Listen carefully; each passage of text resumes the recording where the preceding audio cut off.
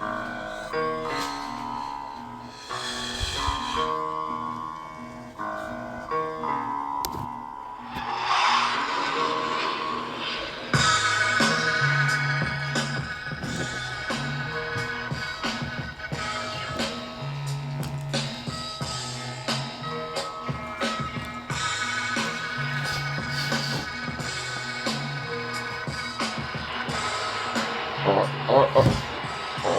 good morning everyone. Welcome to JDB's Morning Cap.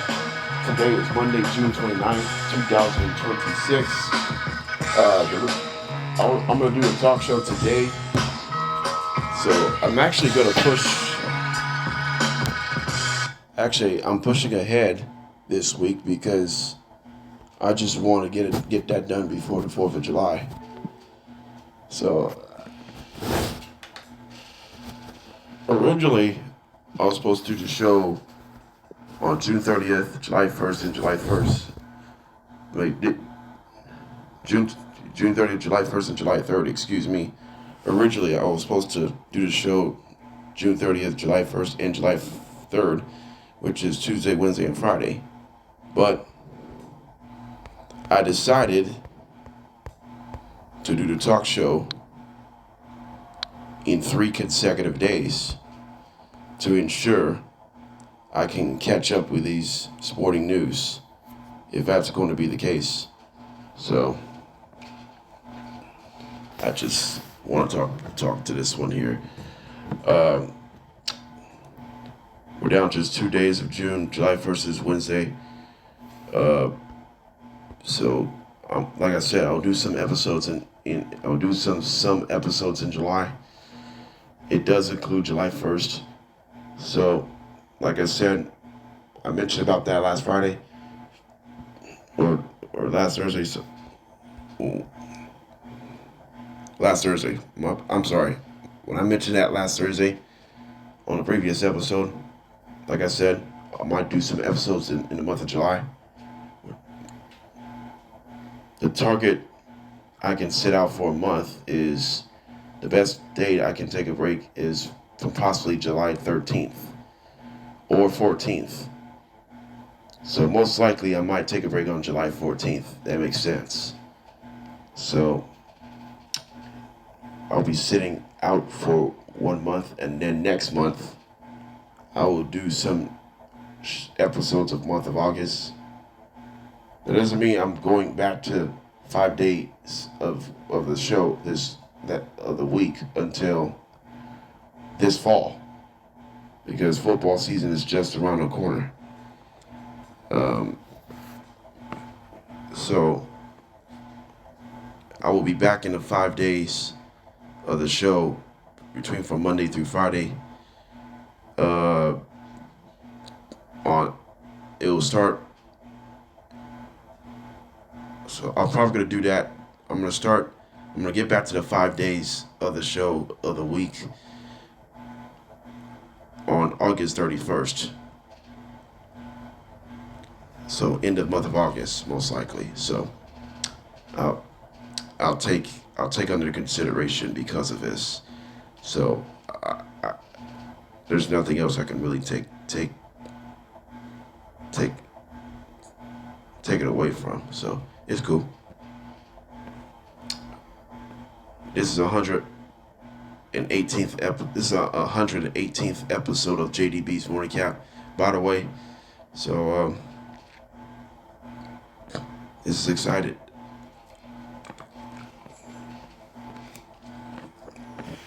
I hope I can get through 200 by the end of this year, but I'm not sure I can get to 200 by the end of this year. So this week is an Independence Week. Independence Day is July 4th. It's America's holiday. This Saturday.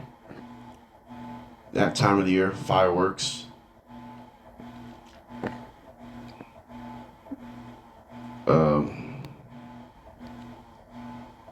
It is all happening at its own cost. All right, enough of all that. Let's get this show started. That's my own personal monologue, by the way. We do have breaking news in Major League Baseball. It was last Friday.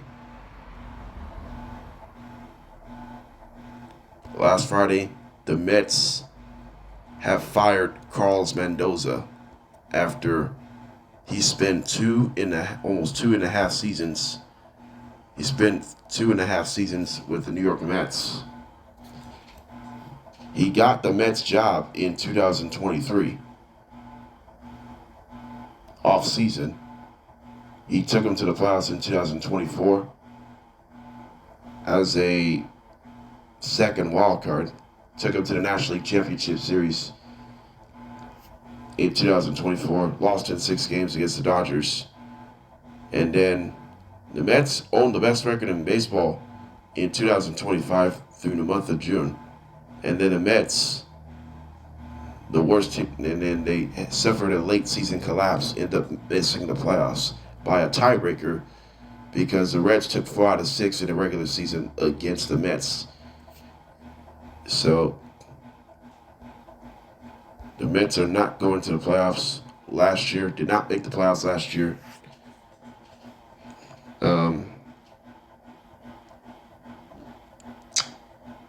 So he was fired. It was after the day that the Mets lose to the Cubs on June 25th. The final score that game on June 25th, Cubs beat the Mets in 10 innings, 4-3. That was Carlos Mendoza's last game as manager before he got dismissed. So Carlos Mendoza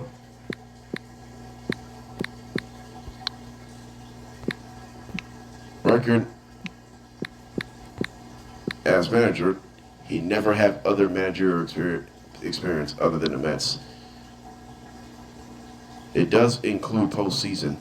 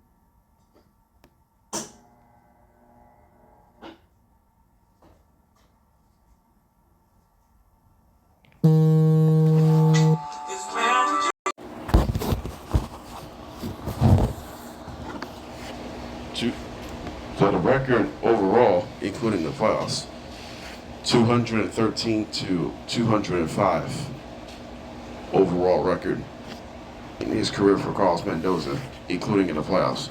In a regular season record, 206-199.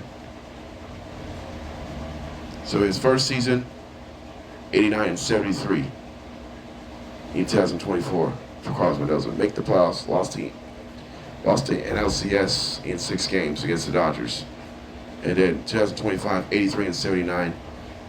Missed the postseason by a tiebreaker by the Reds. Reds took 4 out of 6 in the regular season series against the Mets. The Reds took him to the playoffs. And then 2026, 34-47, was fired on June 26th.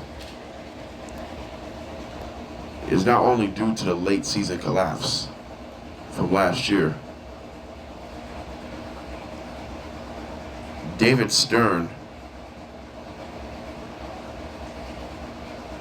also relieved of his duties as well.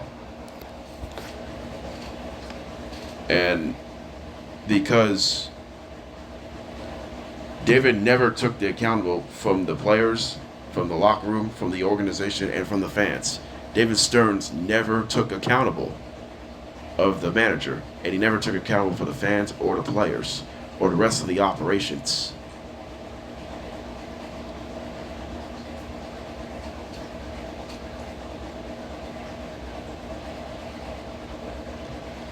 Despite the fact, it, do you think this is Carlos Mendoza's fault? No, it's not. I don't think I'm not put this on Carlos Mendoza. I don't blame him. It's just this team isn't playing in a high level this year. They just haven't performed at a high level. The Mets have not performed at a high level this year. They're underachieving. A bunch of injuries. A bunch of talented players are hurt. Juan Soto is out. Marcus Semien is out. Luis Robert is out, and several other members of the players are out. Kodak Senga has been disappointing this year. He demoted to the bullpen. Francisco Lindor just came back. The Mets commit 6 errors on June 24th in a 5-run loss to the Cubs, 10-5. The Mets have commit more errors this week than anyone else.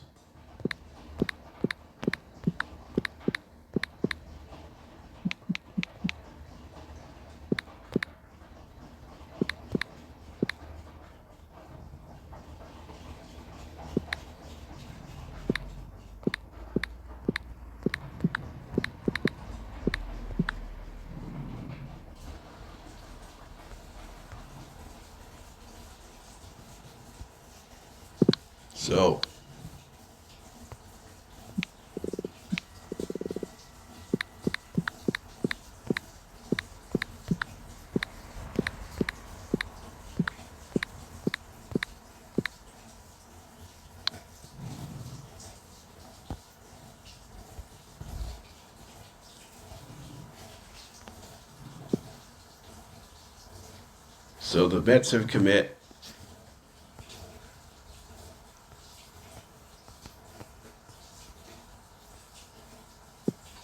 The Mets commit 7 errors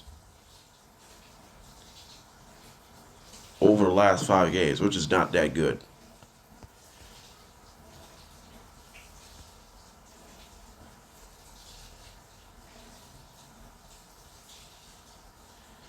Actually, the stat is wrong.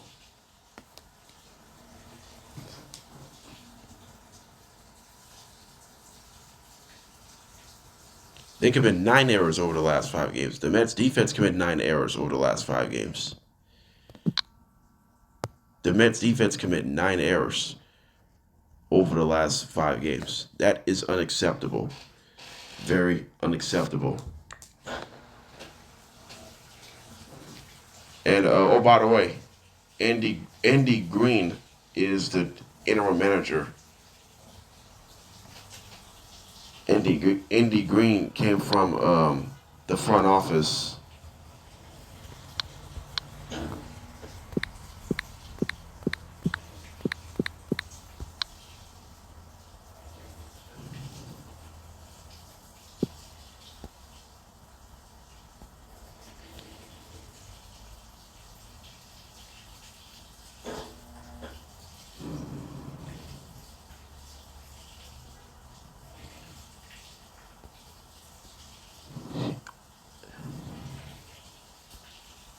So Andy Green,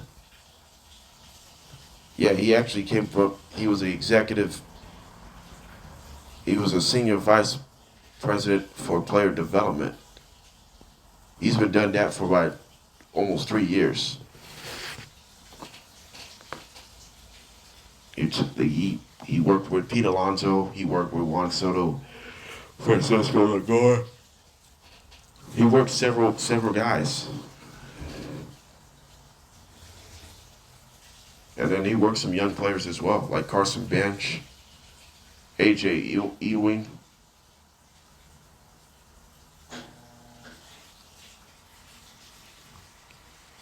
This is a big spot. So Andy Reid made his Mets managerial debut on June 26th against the Philadelphia Phillies. And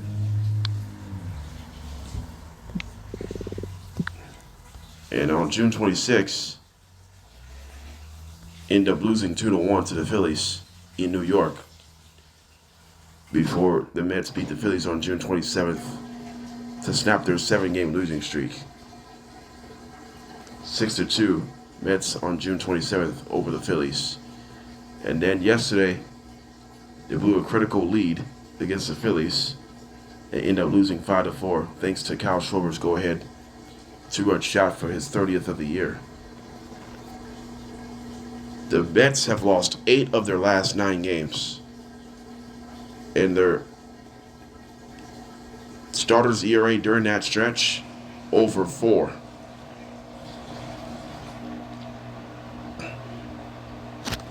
Bullpen ERA during that stretch, over 5 during this losing streak.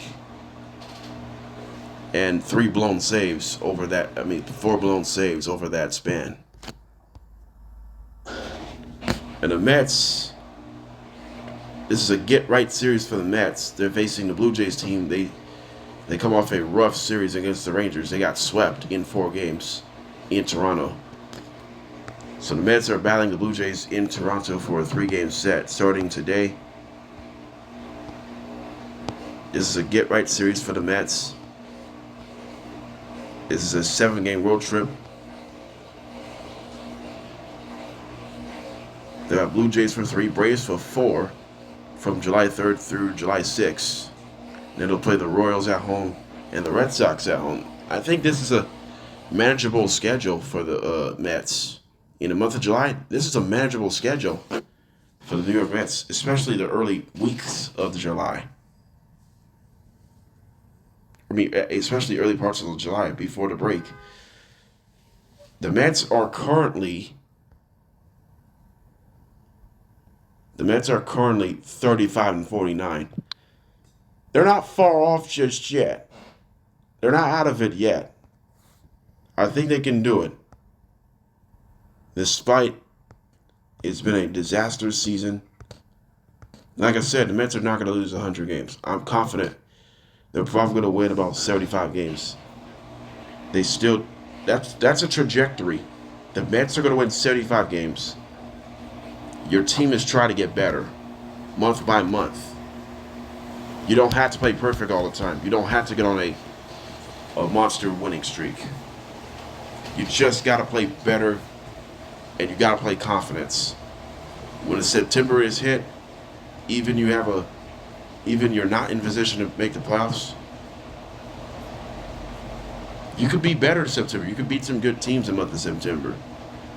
You could easily play spoilers if the Mets season isn't going your way.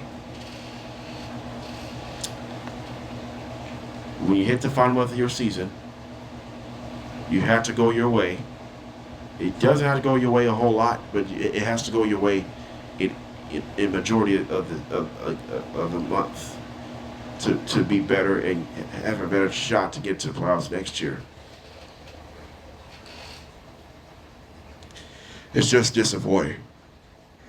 It's disappointing right now. It's bad. It's really bad right now. All right, coming up on JDB's Morning Cap, there is another crazy moves in Charlotte. Charlotte is continuing to make overhaul moves to try to get this team better. Meanwhile, also coming up on JDB's Morning Cap, we'll talk Jaylen Brown's future remain uncertain, and we'll update Kawhi Leonard. So, there's a lot going on right now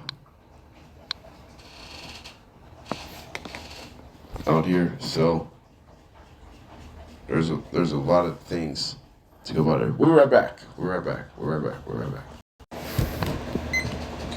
Welcome back to JDB's Morning Cap. We do have breaking news out of the NBA. The Suns are acquiring Miles Bridges,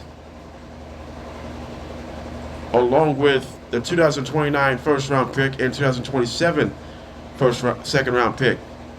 So it is exchanging for Grayson Allen. So the Hornets are sending Grayson Allen, Royce O'Neal, and the 2033 first round draft pick.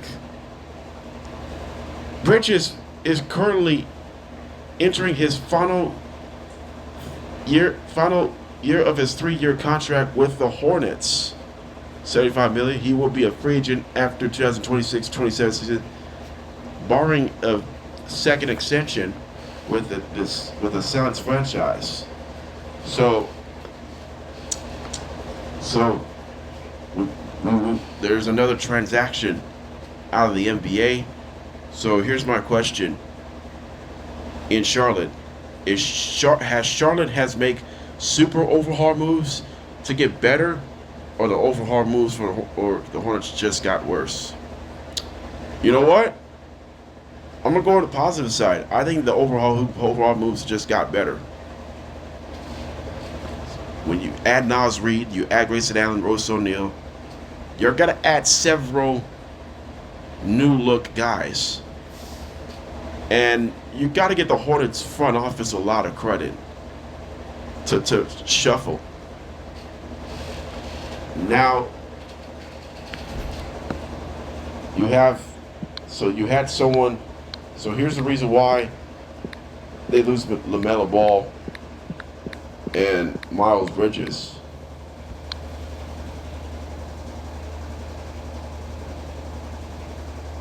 The Hornets draft 2 guys. They draft top 18 picks.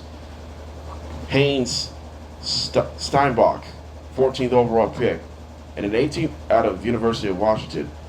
And then Christian Anderson Jr., 18th overall pick with the Hornets from Texas Tech. So this is the reason why they draft 2 guys to lose LaMelo Ball to the Minnesota Timberwolves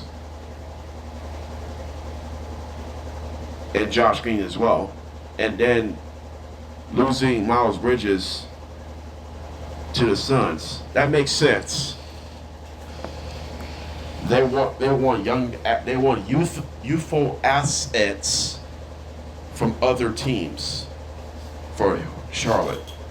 Charlotte making some super overhaul moves. I think the Hornets team just got better. I think they're Charles Lee, the head coach of the Charlotte Hornets. I believe this is good. You still, the good news is you got a star player, Con Canepo. That makes sense. Losing LaMelo Ball, keeping Con Canepo as a star player on this team is actually a great thing for Charlotte. I think Charlotte is going to be surprised next year. They're going to be really good. They almost got to the playoffs last year. They failed to win the second round of the play-in tournament against the Magic. But their future is bright in Charlotte. That's the good news. Hornets last year, offensive rating, Hornets finished top 10 in offensive rating last year. Hornets have the best three-point shooting in the NBA. Points per game, top 6. Field goal percentage, top 6 as well. This is a great offensive categories for the Hornets last season. In the last few years, before that run began, before the Canepo draft, they were one of the worst shooting teams in the league. But defensive rating last year, I think it was around middle of the pack. They're like top 20 in defense. The defense at times has been good. Defense at times is not great. So I think they're going to be better defensively. I think the Hornets' defense is going to be better. When you add guys, Miles Bridges is not known for his defense. LaMelo Ball is not known for his defense. Congadale was a great player, but he's not known for his defense. So Steinbach is a good defender.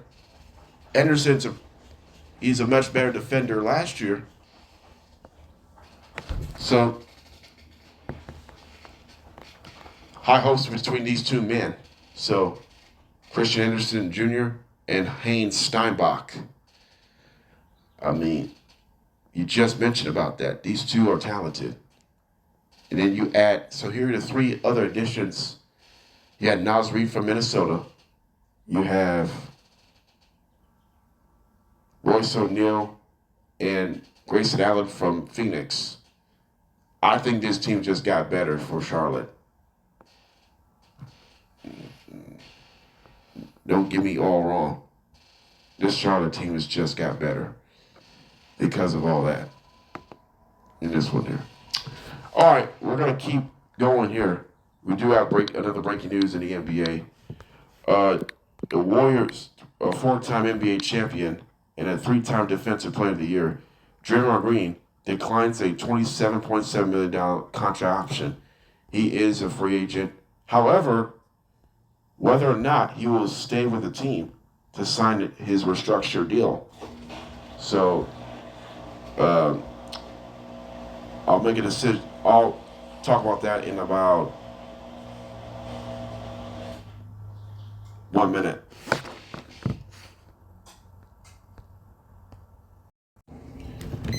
So, that's what I'm saying. Draymond Green declines a $27.7 million contract option. He declares a free agent. He could still return to Golden State as a restructured deal. So if he does return, that puts LeBron James out of the mix of the Golden State. Because it feels like the Warriors do not want LeBron James. They already extended Steve Kerr as head coach. I'm happy for him. The only way I'm not happy for is possibly end of the era. You know what Draymond Green does? He commits a lot of flagrant fouls. He commits a lot of technical fouls. He gets ejected way too much. I mean, I'm not calling Draymond he's the dirtiest player in the NBA. I'm not calling him that. I'm not saying all that stuff. But I do know this. It's difficult to say you're the dirtiest player in the NBA. We already know that. But you always believing you when all this stuff has been coming from, and that's the key. And you don't want anyone to say, do you trust Draymond Green? Do you want to bring Draymond Green back? I would love to see it. I would love to see anyone could put themselves in a position at this point on. So somebody has to play a tremendous role, and you're gonna play all of that. You already know, because free agency starts tomorrow, and this is my problem. The depth is a problem for the Warriors over the years. After they won their fourth title in a Steve Kerr era, their depth has been a damn issue. Time and time again, it's been every starting lineup, every game with different starting lineups. The bench has been shorthanded, but even though they've still been productive, the bench has been shorthanded, but they still have been effective at times. We've just been talking about it.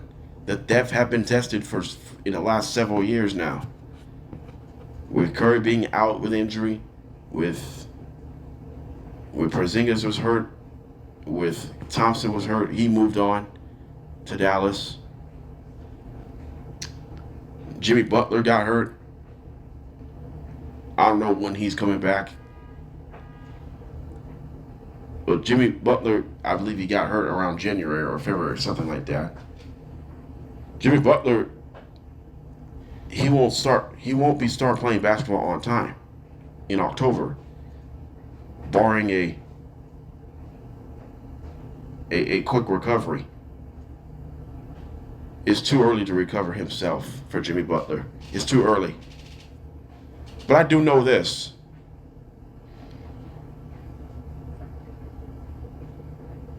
But I do know this, and I can help you one thing. You think the Golden State Warriors have not controlled their legacies? Do you think the Golden State Warriors had so many memorable moments in their recent history?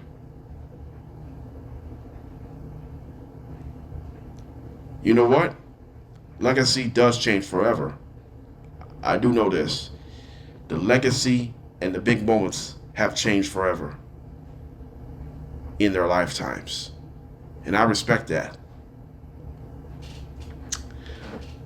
You go one player to the other. If you go one player to the other than Draymond Green, Stephen Curry is the best player in Warriors history. I'm partially correct. Well, I'm mostly correct. But Stephen Curry is the best player in NBA history. He's the best three-point shooter in the history of the game. I am not going to blame on that. He's the best shooter of all time. Stephen Curry is the best shooter of all time in the NBA in general. I mean, as far as three-point shooting, the entire shooting, I mean, crazy-ass shots. And it's something like that.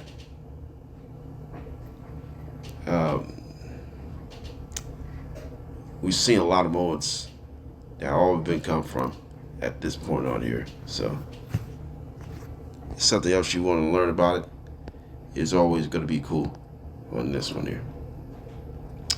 All right, let's continue to Jaylen Brown's future right now for about the next 5 minutes at the very least. The Celtics are reportedly willing to trade Jaylen Brown. The Blazers expect to be a front runner to land Jaylen Brown. So, here's my question. Do you think Jaylen Brown deserved to be traded? For themselves, yes. To me, no. In my opinion, no. I love Jaylen Brown. I respect Jaylen Brown. That's for sure.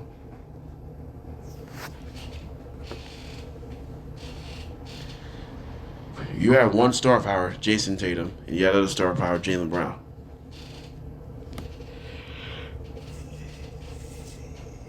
Jaylen Brown has been joining the Celtics since 2016. When he was drafted, he was the 7th overall pick of the NBA draft in 2016 when Brad Stevens drafted him. He took him to the conference finals.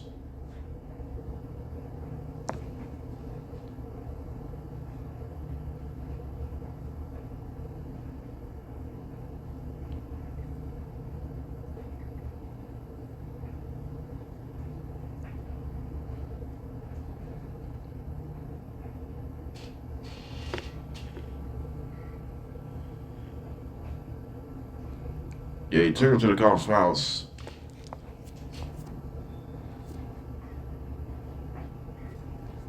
Six times in his career. He's been 2 NBA Finals appearances and won 1 title, 2024, and he's an NBA Finals MVP.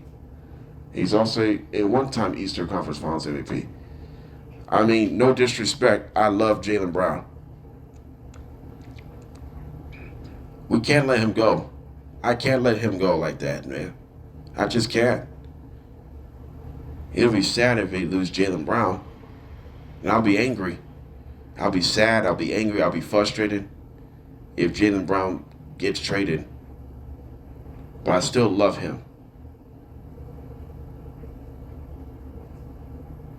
I mean, if you make those monster moves, this would have been better.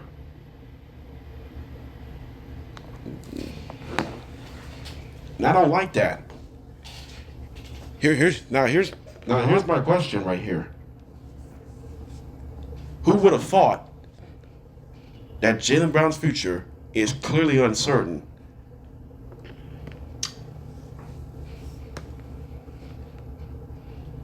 And now,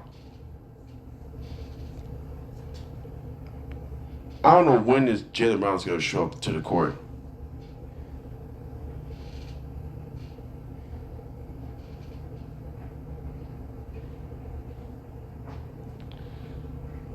Why do you think Jaylen Brown deserved to be traded?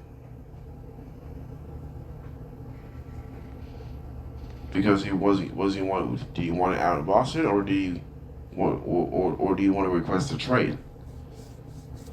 And if he was requesting a trade, then Celtics fans will be shocked that he would do it.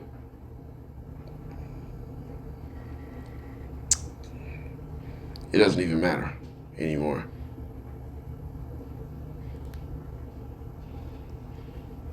Man, Jason Tatum, Jaylen Brown, Peyton Pritchard, and all that stuff, been going through it. Joe Mazzulla, his head coach. This is shocking to me. Now,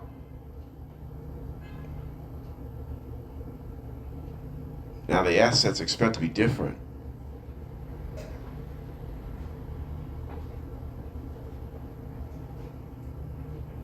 Because of that.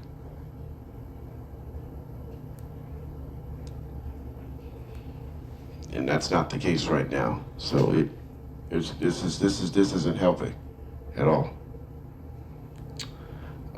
When we come back, we'll talk Kawhi Leonard. Is he leaving LA? And then also we do have some emotional news to share with from ex-Titans running back star. We'll talk about that a little bit later as we close out the podcast.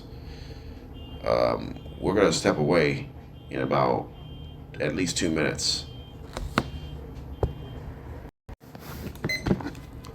Welcome back here on JDB's Morning Cap. So now Kawhi Leonard's future is uncertain in Los Angeles Clippers, as the Clippers missed the playoffs last year, despite they got off to a 6-21 start, and they finished the regular season really strong, 42-40 overall in the regular season, but lost the first round of the play-in tournament in the 9 versus 10 seed game, requesting for the 8th seed spot against the Golden State Warriors, and the Clippers ended up missing the playoffs with a winning record. So now here's my question right now about Kawhi Leonard.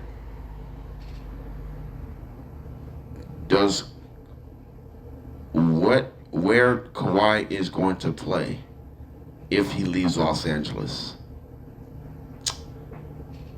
If I could pick several teams who's so familiar with, should they bring back the San Antonio Spurs to work with Victor Wembanyama? That would be lovely.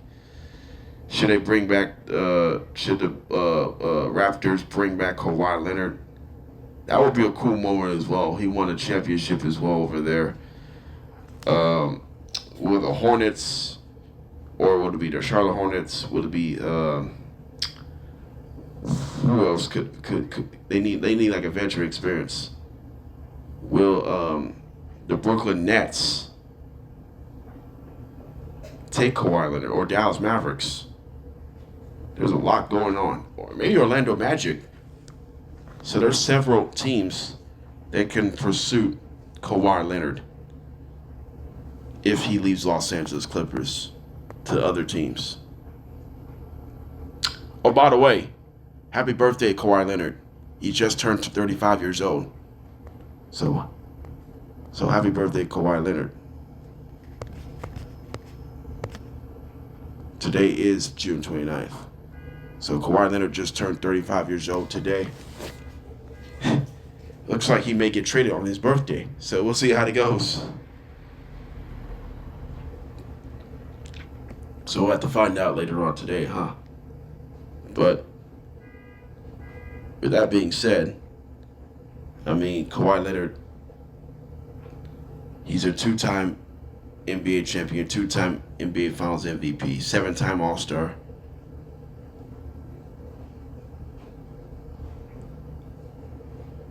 I mean, the biggest play of his career for Kawhi Leonard, a game-winning 4 bounces in Game 7 of the Eastern Conference semifinals against the 76ers when Kevin Harlan called that game on TNT between the Sixers and Raptors in, I think it was May 19th. Yeah, it was May, no, was it May 19th or was it May 12th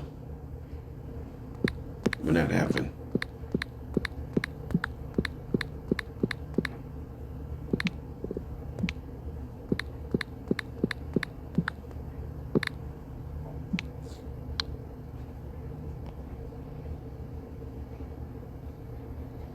It was May 12th. May 12th, 2019. Raptors beat the 76ers in Game 7, 92-90 on Kawhi Leonard. Game-winning 4 bounces to the inside of the rim. Inside of the net, I should say. So,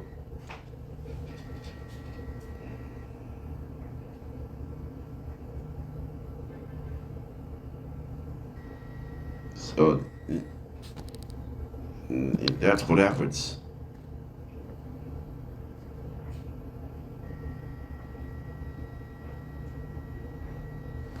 So I understand that Kawhi Leonard is going through it right now. So let's see how it goes back here. Speaking of going through it, this is really emotional news. The ex-Tennessee Titans running back star Chris Johnson is battling a ALS diagnosis, which he's 39 years old even though, but he's going through his health battle right now. So we're going to send our thoughts and prayers for his recovery.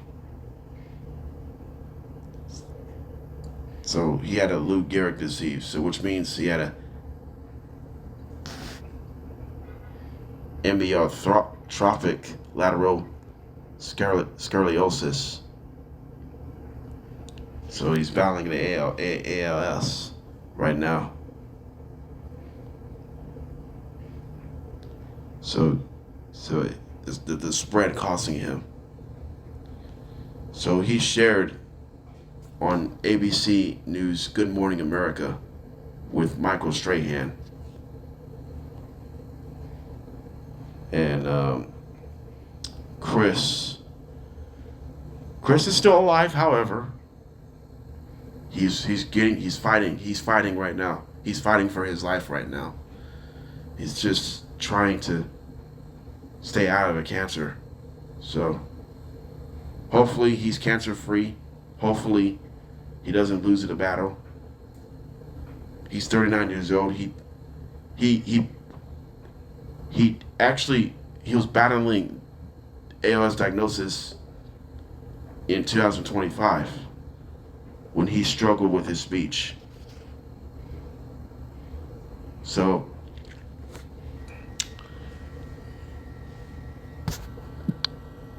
Chris Johnson is actually 40 years old. He'll be 41 in September 23rd. So he had cancer diagnosis at 39. That was last year. And now he's 40 years old.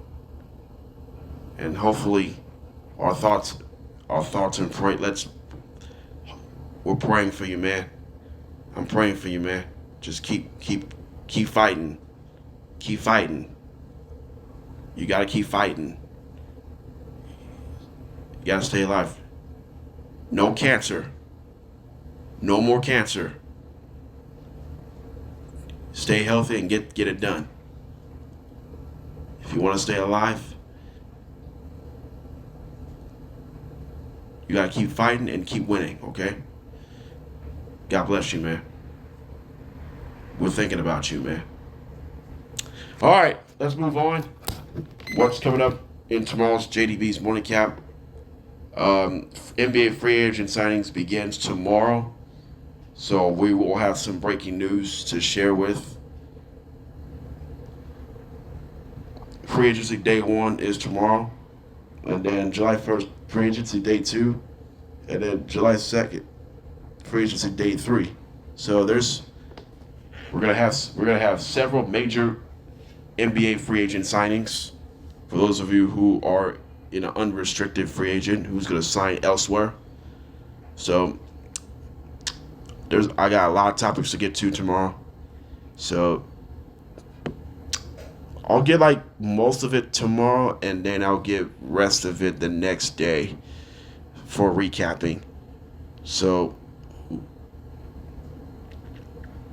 I got a handful of stuff to get to here at this point on. So this is a big situation. Okay, this is JDB's morning cap. We'll catch you tomorrow, and have a good rest of your day. Take care of yourself.